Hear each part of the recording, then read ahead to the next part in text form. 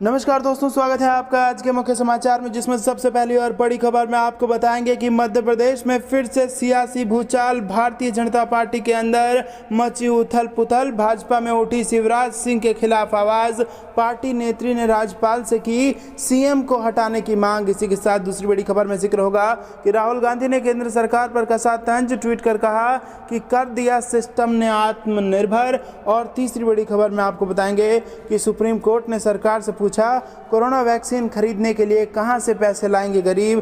कहा नहीं अपना सकते हैं प्राइवेट सेक्टर मॉडल। दोस्तों, हर एक खबर की गहराई में आपको ले जाएंगे, लेकिन उससे पहले अगर आप भी ऐसा मानते हैं कि पूरे देश में हर एक गरीब को कोरोना की वैक्सीन फ्री में मिलनी चाहिए, तो आप अभी इस वीडियो को लाइक कीजिए और इस लाल बटन को दबा के इस चैनल को फ्री में सब्सक्राइब करके घंटी बजाकर कमेंट में हमें अपने इलाके का हाल बताइए। दोस्तों, रुक करते हैं तमाम बड़ी खबरों की तरफ। बीजेपी में उठी शिवराज सिंह के खिलाफ आवाज। पार्टी नेत्री ने राज्यपाल से की सीएम को हटाने की मांग। जी हां दोस्तों, मध्य प्रदेश में कोरोना को लेकर तमाम स्तर पर होने के बाद विपक्ष के साथ साथ अब शिवराज सिंह ने अपनों के निशाने पर आ गए हैं। अब तक जहां पार्टी के कई नेता अप्रत्यक्ष तौर पर सरकार पर सवाल उठा रहे थे, तो वहीं अब पार्टी की एक नेत्री ने खुले तौर पर शिवराज सिंह को पद से हटाने की मांग कर दी है। भाजपा की एबीवीपी की पूर्व प्रदेश मंत्री श्रेष्ठा ने फेसबुक पोस्ट कर मुख्यमंत्री शिवराज सिंह चौहान पद से हटाकर कैलाश विजयवर्गीय या विष्णु दत्त शर्मा को मध्य प्रदेश का मुख्यमंत्री बनाने की मांग की है। श्रेष्ठा वही बीजेपी की कार्यकर्ता हैं जो तकरीबन 2 साल पहले ग्रामीण क्षेत्र के एक भाजपा के कार्यकर्ता को तू तड़ाक और मां बहन की गालियां देती सुर्खियों में आई थी। अब श्रेष्ठा जोशी का यह पोस्ट का करना फिर एक बार इंदौर सहित भोपाल तक के राजनीतिक गलियारों में बड़ी हलचल पैदा कर चुका है। इससे भी ज्यादा कैलाश विजयवर्गीय और विष्णु दत्त शर्मा का नाम रखने से हड़कंप मचा हुआ है। श्रेष्ठा जोशी पूर्व में कैलाश विजयवर्गीय की कट्टर समर्थकों में से एक रही हैं। बता दें कि पिछले दिनों अपशब्दों वाला ऑडियो वायरल होने के बाद एबीवीपी के प्रदेश मंत्री पद से हटा दिया था। करते हैं पहले खबर की तरफ। राहुल गांधी ने केंद्र सरकार पर कसा तंज। ट्वीट कर कहा कर दिया सिस्टम ने आत्मनिर्भर। जी हां दोस्तों, कांग्रेस नेता राहुल गांधी ने देश में कोरोना वायरस संक्रमण की भयावह स्थिति को लेकर शुक्रवार को केंद्र सरकार पर निशाना साधा। उन्होंने कहा इस महामारी से 2 लाख से अधिक लोगों की मौत हो गई, लेकिन जवाबदेही जीरो है। कर दिया सिस्टम ने आत्मनिर्भर। राहुल गांधी ने अपने ट्वीट में लिखा कोविड की दूसरी लहर का चौथा सप्ताह 2 लाख से ज्यादा मृतक, जवाबदेही जीरो। कर दिया सिस्टम ने आत्मनिर्भर। साथ है तो आस है। राहुल गांधी। इस ट्वीट से कुछ घंटे पहले राहुल ने एक और ट्वीट किया था, जिसमें उन्होंने ऑक्सीजन और उचित चिकित्सा सुविधाओं के अभाव में जान गंवाने वाले लोगों के परिवारों के प्रति संवेदना भी प्रकट की थी। उन्होंने लिखा इस त्रासदी में आप अकेले नहीं हैं, देश के हर राज्य से प्रार्थना व स्तुति आपके साथ है। साथ है तो आस है। 3,86,452 नए मरीजों की पहचान। बताते चले कि देश भर में पिछले 24 घंटे में कोरोना वायरस के 3,86,452 नए मरीजों की पहचान की गई है, जिसके बाद शुक्रवार को संख्या बढ़कर 1,87,62,976 हो गई। वहीं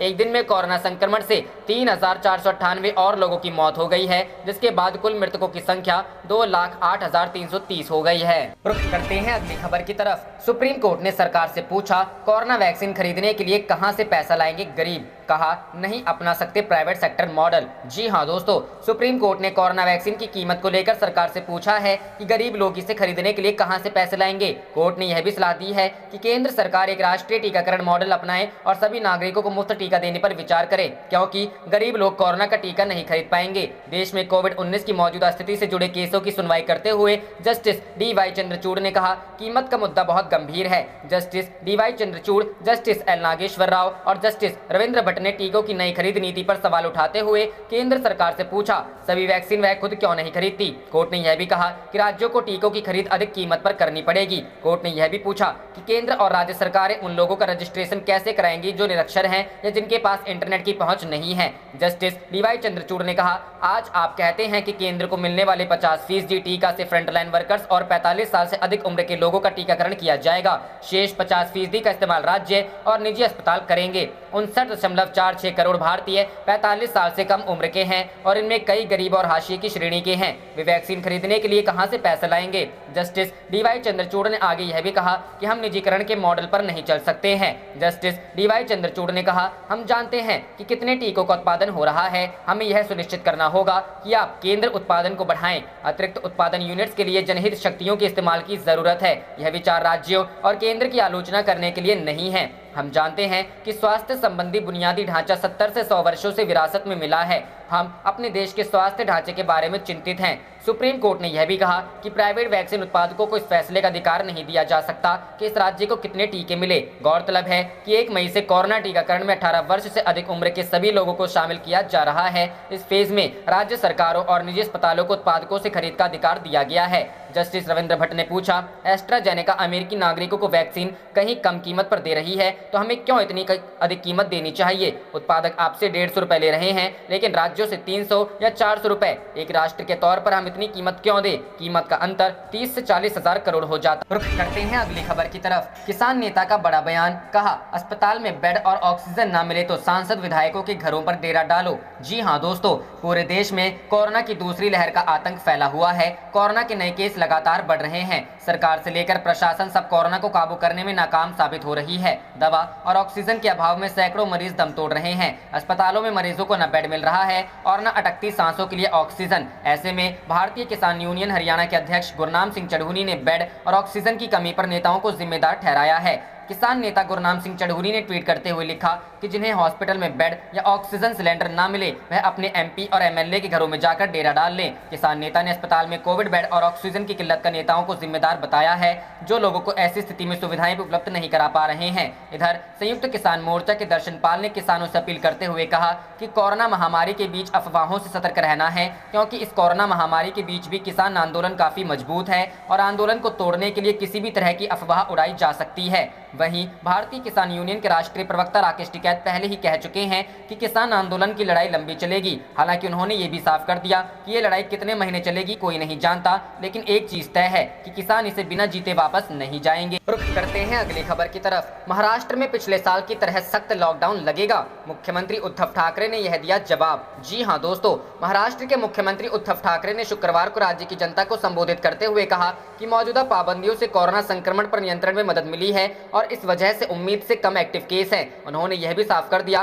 कि राज्य में पिछले साल की तरह सख्त लॉकडाउन नहीं लगाया जाएगा। उद्धव ठाकरे ने कहा, बॉम्बे हाईकोर्ट ने कल कहा था कि क्या सख्त लॉकडाउन लगाने की जरूरत है? मेरे विचार से इसकी जरूरत नहीं है। मौजूदा पाबंदियों की वजह से प्रतिदिन आने वाले केसों में स्थिरता आई है। राज्य में 10 लाख एक्टिव केस हो गए होते, लेकिन हमने इन्हें 7 लाख से कम पर रोका है। महाराष्ट्र के मुख्यमंत्री ने यह भी कहा कि राज्य सरकार कोरोना की तीसरी लहर का मुकाबला करने के लिए भी तैयार है। कोरोना की दूसरी लहर की उम्मीद थी, लेकिन कोई नहीं जानता था कि यह इतना क्रूर होगा। राज्य में कोरोना संक्रमण के खिलाफ तैयारियों का ब्यौरा देते हुए उद्धव ठाकरे ने कहा कि राज्य में टेस्टिंग लैब्स की संख्या को 2 से बढ़ाकर 609 किया जा चुका है और प्रतिदिन 3 लाख सैंपल की जांच हो सकती है। राज्य में ऑक्सीजन संकट पर ठाकरे ने कहा कि जिला कलेक्टर्स को ऑक्सीजन प्लांट्स लगाने का आदेश दिया गया है। यदि तीसरी लहर भी आती है तो राज्य में ऑक्सीजन की कोई कमी नहीं होगी। उन्होंने कहा, राज्य में अभी ऑक्सीजन की कमी है। हम प्रतिदिन 1700 मीट्रिक टन ऑक्सीजन का इस्तेमाल कर रहे हैं और करीब 1200 मीट्रिक टन का उत्पादन करते हैं। करीब 500 मीट्रिक टन केंद्र की ओर से दूसरे राज्यों से आवंटित किया गया है, जो कि काफी दूर। रुख करते हैं अगली खबर की तरफ। रेमडेसिविर अवैध खरीद मामला, बॉम्बे हाईकोर्ट ने बीजेपी एमपी के खिलाफ दिए जांच के आदेश। जी हां दोस्तों, महाराष्ट्र के अहमदनगर जिले से भाजपा के सांसद डॉक्टर सुजय विखे के मामले को कोर्ट ने बड़ी ही गंभीर तरीके से लिया है। भाजपा के सांसद डॉक्टर सुजय विखे पर आरोप है कि उन्होंने महामारी जैसे समय में 10,000 रेमडेसिविर इंजेक्शन की खरीद फरोख्त की और उन्हें अपने पास इकट्ठा किया। इसके बाद कोर्ट ने महाराष्ट्र के गृह मंत्रालय को आदेश दिया है कि दिल्ली से पुणे लाई गई रेमडेसिविर की जाँच करे और एयरपोर्ट पर मौजूद सीसीटीवी फुटेज मुहैया कराए। महाराष्ट्र के गृह मंत्रालय के मुख्य सचिव को निर्देश देते समय बॉम्बे हाईकोर्ट ने कहा, हमें यकीन है कि जिंदगियां बचाई गई होंगी, जरूरतमंदों और गरीबों को लाभ मिला होगा, लेकिन अगर उसके लिए गलत तरीका अपनाया गया तो इसकी जांच करनी पड़ेगी। ऐसा कहते हुए बॉम्बे हाईकोर्ट ने गृह विभाग के मुख्य सचिव को आदेश दिया कि वो 10 से 25 अप्रैल के बीच चार्टर्ड एयरक्राफ्ट्स की डिटेल्स संरक्षित की जाए और कंसाइनमेंट की रिकॉर्डिंग की जाए। कोर्ट ने आगे कहा कि चूंकि सांसद ने खुद कहा था कि वो रेमडेसिविर इंजेक्शनों के साथ शिरडी एयरपोर्ट पर लैंड हुए थे, इसलिए हम इस बहाने को नहीं सुनेंगे कि एयरक्राफ्ट की डिटेल्स नहीं है या कार्गो की वीडियो फुटेज नहीं है। आपको बता दें कि कोर्ट एक पीआईएल पर सुनवाई कर रही थी जिसमें आरोप है कि भाजपा सांसद डॉक्टर सुजय विखे ने अवैध तरीके से रेमडेसिविर की खरीदारी की है और इंजेक्शन इकट्ठा किया है, उसका वितरण किया है। कोर्ट ने अहमदनगर के कलेक्टर को भी आड़े हाथों लिया है। कोर्ट ने कहा कि वे मध्य प्रदेश वो एमपी के पक्ष में प्रेस कॉन्फ्रेंस क्यों कर रहे हैं, क्यों क्लीन चिट दे रहे हैं। ऐसा लगता है जैसे जिले के कलेक्टर सांसद को बचाना चाहते हैं। अगर ऐसा है तो उनका तुरंत ट्रांसफर होना चाहिए। कोर्ट ने कलेक्टर को भी आदेश दिया है कि वे बताएं उन्होंने प्रेस कॉन्फ्रेंस क्यों की, क्या ये उनका काम है। अब इस मामले में 3 मई को सुनवाई। रुख करते हैं अगली खबर की तरफ। सुप्रीम कोर्ट पंचायत चुनाव प्रक्रिया रोकने की याचिका पर सुनवाई कल। यूपी निर्वाचन आयोग को भेजा नोटिस। जी हां दोस्तों, उत्तर प्रदेश में पंचायत चुनाव की प्रक्रिया पर रोक लगाने की मांग वाली याचिका पर यूपी राज्य चुनाव आयोग को नोटिस भेजा गया है। सुप्रीम कोर्ट कल यानी 1 मई को इस मामले में सुनवाई करेगा, क्योंकि 2 मई को मतगणना होनी है। बता दें कि इस याचिका में कोरोना की दूसरी लहर के दौरान चुनाव ड्यूटी के दौरान जान गंवाने वालों का हवाला दिया गया था। साथ ही चुनाव प्रक्रिया पर रोक लगाने की मांग की गई थी।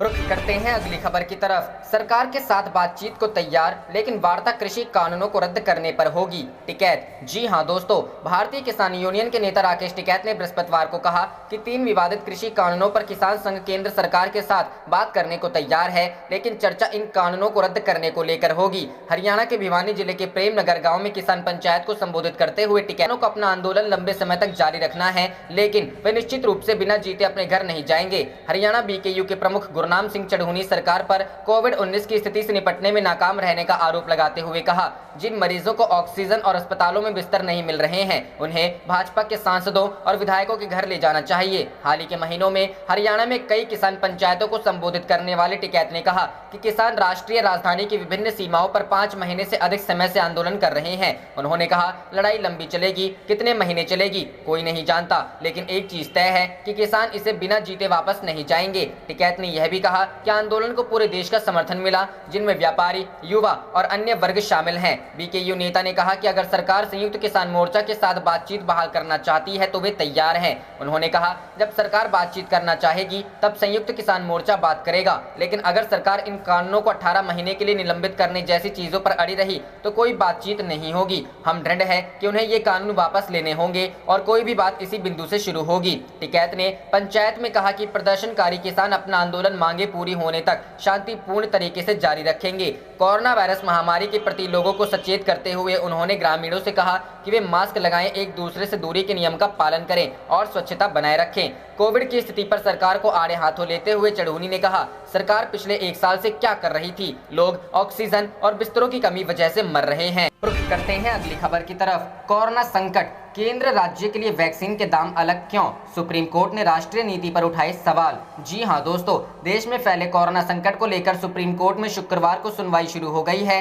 सुनवाई के दौरान न्यायमूर्ति डीवाई चंद्रचूड़ ने की अध्यक्षता वाली 3 सदस्यीय विशेष पीठ ने कहा कि केवल राष्ट्रीय महत्व के मुद्दों की ही जांच होगी। वहीं सुप्रीम कोर्ट ने सवाल किया कि केंद्र सरकार 100% टीकों की खरीद क्यों नहीं करती, इसे राष्ट्रीय टीकाकरण कार्यक्रम के मॉडल पर राज्यों को वितरित क्यों करती, ताकि वैक्सीन के दामों में अंतर न रहे। सुप्रीम कोर्ट ने कहा कि आखिरकार यह देश के नागरिकों के लिए है। इसके अलावा न्यायमूर्ति डीवाई चंद्रचूड़ ने कहा कि हमारे सामने कुछ ऐसी भी याचिकाएं दायर की गई हैं जो गंभीर रूप से स्थानीय मुद्दों को उठाती हैं। उन्होंने आगे कहा कि ऐसे मुद्दों को उच्च न्यायालय में उठाया जाना चाहिए। वहीं पीठ ने सवाल किया कि अनपढ़ या जिनके पास इंटरनेट एक्सेस नहीं है वे कैसे वैक्सीन लगवाएंगे। कोर्ट ने आगे कहा कि वह पिछले 1 साल में केंद्र सरकार ने वैक्सीन कंपनियों पर कितना निवेश किया और कितनी अग्रिम राशि दी। यह नहीं, केंद्र को फटकारते हुए कोर्ट ने कहा कि क्या केंद्र सरकार मरीजों के लिए अस्पतालों में दाखिले पर कोई राष्ट्रीय नीति बना रहा है, क्या मूल्य निर्धारण को विनियमित किया जा रहा है। कोर्ट ने आगे कहा कि उन डॉक्टरों और स्वास्थ्य कर्मियों को इलाज देने के लिए क्या किया जा रहा है जो कोविड-19 के संपर्क में हैं। सुप्रीम कोर्ट ने स्पष्ट शब्दों में कहा है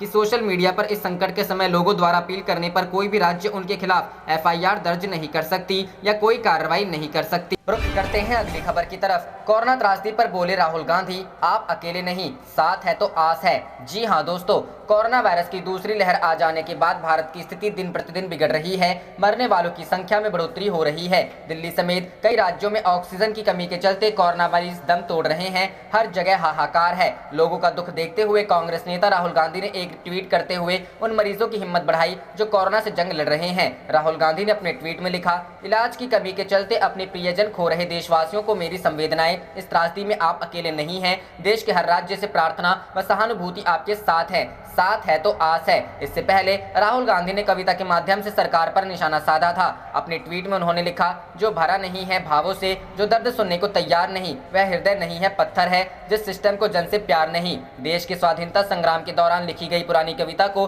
राहुल ने कुछ संशोधन के साथ अपने ट्वीट में स्थान दिया है। वहीं 28 अप्रैल को राहुल गांधी ने एक ट्वीट के जरिए मोदी सरकार पर हमला बोला था। तेजी से बढ़ रहे कोरोना वायरस के केस और लोगों की मौत को देखते हुए राहुल गांधी ने मोदी सरकार की तुलना अंधे सिस्टम से कर दी थी। उन्होंने लिखा था, एक दूसरे की सहायता करते आमजन दिखाते हैं कि किसी का दिल छूने के लिए हाथ छूने की जरूरत नहीं है। मदद का हाथ बढ़ाते चलो, इस अंधे सिस्टम का सच दिखाते चलो। रुख करते हैं अगली खबर की तरफ। असम एग्जिट पोल रिजल्ट 2021, क्या ढह जाएगा पूर्वोत्तर में बीजेपी का पहला किला? असम में कांग्रेस का वोट प्रतिशत बीजेपी से ज्यादा। जी हां दोस्तों, मार्च अप्रैल के महीने में 3 चरण में हुए असम में सभा चुनाव के नतीजे 2 मई को आएंगे, लेकिन उससे पहले एग्जिट पोल का दौर शुरू हो गया है। TV9 भारतवर्ष पोल स्ट्रेट के सर्वे में असम से कांग्रेस गठबंधन के लिए अच्छी खबर सामने आ रही है। TV9 भारतवर्ष पोल स्ट्रेट के सर्वे के मुताबिक वोट प्रतिशत के मामले में कांग्रेस पार्टी बीजेपी से करीब 4% आगे है। अगर यह सीटों में तब्दील होता है तो राज्य में इस बार कमल का खिलना मुश्किल। वर्ष पोल स्ट्रेट के सर्वे के नतीजे बता रहे हैं कि असम में बीजेपी की नेतृत्व वाले एनडीए गठबंधन को कुल 41.70% वोट मिल रहे हैं। वहीं कांग्रेस के नेतृत्व वाले यूपीए गठबंधन के पाले में कुल 45.50% वोट गए हैं, लेकिन वोट प्रतिशत सीटों में तब्दील होते हुए नजर नहीं आ रहे हैं। सर्वे में सीट को लेकर जो अनुमान है उसमें कांग्रेस और बीजेपी के बीच कड़ी टक्कर नजर आ रही है। पूर्ण बहुमत के लिए 64 सीटों की जरूरत। असम में विधानसभा की कुल 126 सीटें हैं। सत्ता पाने के लिए किसी दल या गठबंधन को कम से कम 64 सीटों की जरूरत होगी। TV9 भारतवर्ष पोल स्ट्रेट एग्जिट पोल के अनुमान में बताया गया है कि असम में एनडीए गठबंधन को 126 में से 59 से 69 सीटें मिल सकती है, जबकि गठबंधन को 55 से 65 सीटें मिलने के आसार है। अगर सर्वे के अनुमान नतीजे में बदलते हैं तो बीजेपी के पास असम की गद्दी बरकरार रहेगी। 80% अल्पसंख्यक वोट कांग्रेस के नेतृत्व वाले यूपीए को। एग्जिट पोल के अन्य पहलुओं पर बात करें तो अल्पसंख्यकों का करीब 80% वोट यूपीए को मिलता हुआ दिख रहा है। वहीं एनडीए के पाले के मात्र 13.13% जा रहे हैं। SC/ST समुदाय के 53.90% वोट एनडीए को और 31.90% वोट यूपीए को प्राप्त हो रहे हैं। TV9 भारतवर्ष पोल स्ट्रेट के एग्जिट पोल के नतीजों के अनुसार महिलाओं और पुरुषों ने भी एनडीए के मुकाबले यूपीए के पक्ष में ज्यादा मतदान किया है। सर्वे में बताया गया है कि एनडीए को पुरुषों के 41.30 और महिलाओं के 42.10% वोट प्राप्त हुए हैं, जबकि यूपीएम को मिले पुरुष और महिला वोट का प्रतिशत 44.60 व 46.2। रुख करते हैं अगली खबर की तरफ। कांग्रेस नेता रणदीप सिंह सुरजेवाला ने किया केंद्र सरकार पर वार, कहा कोरोना पर चर्चा बंद करो, केवल चुनाव पर चर्चा करो। जी हाँ दोस्तों, देश भर में कोरोना के मामले बढ़ते ही जा रहे हैं। वायरस की दूसरी लहर ने देश की हालत गंभीर बना दी है। कोरोना संक्रमितों की बढ़ती संख्या के साथ ही देश में अस्पतालों में बेड की कमी और ऑक्सीजन के अभाव में होती मौत ने स्वास्थ्य सेवाओं पर बड़े सवाल खड़े कर दिए हैं। ऑक्सीजन न मिलने पर अब तक कई लोगों की मौत हो चुकी है। इसी संकट के बीच अब कांग्रेस नेता रणदीप सिंह सुरजेवाला ने बीजेपी सरकार पर निशाना साधते हुए कहा है कि अब साहेब की मानेंगे या इंसानियत की। दरअसल उन्होंने एक ट्वीट के माध्यम से केंद्र पर तंज कसते हुए कहा, आज साहेब यानी केंद्र का टीवी चैनलों को नया फरमान आया है, कोविड-19 पर चर्चा बंद करो, ऑक्सीजन की कमी पर चर्चा बंद करो, रेमडेसिविर पर चर्चा बंद करो, टोकेलिजुमाब नहीं है, चर्चा बंद करो, अस्पताल में खत्म हो रहे बेड पर चर्चा बंद करो, केवल चुनाव पर चर्चा करो। अब सब साहेब की मानेंगे या इंसानियत की। मालूम हो कि कांग्रेस नेता रणदीप सिंह सुरजेवाला हाल ही में कोरोना पॉजिटिव हो गए थे। सुरजेवाला ने खुद को ट्वीट कर यह जानकारी दी थी। उन्होंने लिखा था कि आज सुबह मैं कोरोना पॉजिटिव आया हूँ। बीते 5 दिनों में जो कोई भी मेरे संपर्क में आया हो वह खुद को आइसोलेट कर ले और जरूरी सावधानी बरते। वहीं दूसरी तरफ देश भर में कोरोना के मामले बढ़ते जा रहे हैं। स्वास्थ्य मंत्रालय द्वारा जारी रिपोर्ट के अनुसार पिछले 24 घंटे में 3,69,257 नए मामले दर्ज किए गए और देश ने 3,645 मौतों की संख्या भी दर्ज की। नई रिपोर्ट के मुताबिक देश भर में कुल कोरोना संक्रमितों की संख्या 1,83,76,524 हो गई है, जबकि पिछले 24 घंटे में आए नए आंकड़ों के साथ ही अब तक मरने वालों की कुल संख्या 2,04,832 हो गई है। रुख करते हैं अगली खबर की तरफ। वकील की बात सुन सुप्रीम कोर्ट के जज ने रख लिया सिर पर हाथ, कहा कोरोना से हालात बहुत बुरे हैं। जी हाँ दोस्तों, कोरोना वायरस के कारण वर्तमान में सुप्रीम कोर्ट की सभी सुनवाई डिजिटल तरीके से हो रही है। गुरुवार दोपहर की वीडियो के जरिए जस्टिस यूयू ललित मामले की सुनवाई की तैयारी के लिए सभी वकील बहस की तैयारी कर रहे थे। तभी वकील कैलाश वासुदेव ने कोर्ट को बताया कि उनके क्लाइंट मालविंदर मोहन सिंह की तबीयत ठीक नहीं है और अस्पताल में एडमिट होने के लिए वो लगातार कोशिश कर रहे हैं। वकील की ये बात सुनते ही जस्टिस यूयू ललित ने अपना सिर नीचे कर लिया और अपने सिर पर हाथ रखते हुए कहा कि आजकल बहुत मुश्किल है किसी को अस्पताल में दाखिल करना। उन्होंने कहा कि स्थितियों का बुरा हाल है, अस्पताल में एडमिट होने और दवा लेने के लिए वो लोग परेशान हैं। सुप्रीम कोर्ट के जज के मुंह से इस तरह की बात सुनने के बाद वकील कैलाश वासुदेव ने कोर्ट को बताया कि कैसे लोग अस्पताल में एडमिट होने और ऑक्सीजन और दवा लेने के लिए परेशान हैं। इस मामले में वकील मीनाक्षी अरोरा भी बहस के लिए शामिल हुई थी। उन्होंने बताया कि उनको सुप्रीम कोर्ट ने कोरोना के मामले में सलाहकार नियुक्त किया है, इसलिए उन्होंने देश भर के डॉक्टर और एक्सपर्ट की बात की है। क्या करना है और कैसे हालात को संभाला जाएगा किसी को नहीं पता। मीनाक्षी अरोरा ने कहा कि किसी भी एक्सपर्ट को पता नहीं है कि क्या करना है और कैसे हालात को संभाला जाएगा। उन्होंने कहा कि वर्तमान में कोरोना वायरस से पूरे देश का हाल खराब है। सुप्रीम कोर्ट ने वैक्सीन की कीमत पर उठाए थे सवाल। बता दें कि सुप्रीम कोर्ट ने कोरोना से बिगड़े हालात पर स्वतः संज्ञान लिया था और केंद्र सरकार से महामारी को लेकर क्या तैयारियां की गई हैं, इसका जवाब मांगा था। कोर्ट ने केंद्र सरकार से पूछा है कि वैक्सीन की अलग अलग कीमतें क्यों सामने आ रही हैं, वैक्सीन की अलग अलग कीमतों पर केंद्र सरकार क्या कर रही है। इसके साथ ही कोर्ट ने कहा है कि ये राष्ट्रीय आपदा का समय है, हम चुप तो नहीं बैठ सकते। आप देख रहे थे आपका अपना चैनल जय हिंद जय भारत।